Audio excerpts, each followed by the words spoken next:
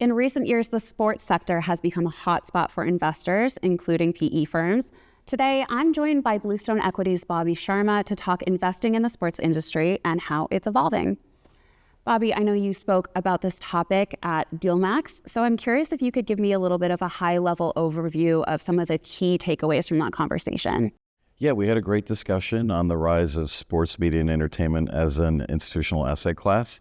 Very honest discussion about the value creation opportunities, the growth levers, but the real core of it is that sport has been growing consistently for generations, uncorrelated secular tailwinds, and proven recession resistance now through multiple dot-com bubbles, global financial crisis, and even a pandemic. And in the industry of sports media and entertainment, there are incredible opportunities to find and create value, to find inefficiencies and fragmentation, and really find private equity returns. Mm-hmm. Yeah, tell me more about the value creation aspect of all of this. What does that strategy look like? Yeah, a lot of the conversation was centered around sports teams, which is what a lot of folks think about when they think about sports investing.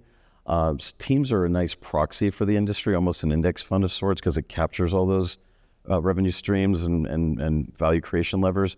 But partly what we discussed was the disconnect between valuations and revenue.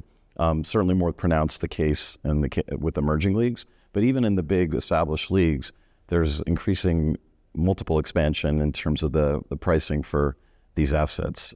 Doesn't change the great macroeconomics around the industry, but it's an interesting lens through which to look at the industry as an investable matter, because increasingly the opportunities are in and around the teams, not the teams themselves. Mm-hmm. Yeah, that's a fascinating point. And I'm curious, this is a very interesting industry for investors, quite popular, exciting, but it is evolving quickly. So I'm curious if you could tell me how you think it will evolve in the next year to 5 years.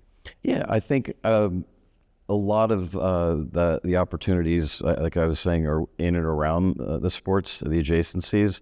I think a lot of investors are getting wise to that. There are still some good team opportunities out there, but in terms of a proper private equity return, it's increasingly difficult with the pricing of the established leagues, and increasingly a higher barrier to entry for these emerging leagues, and especially for them to achieve the type of mass audience at scale that they would need. But our firm is asset type agnostic. We do a fundamentals analysis. We underwrite to true later stage growth buyout returns.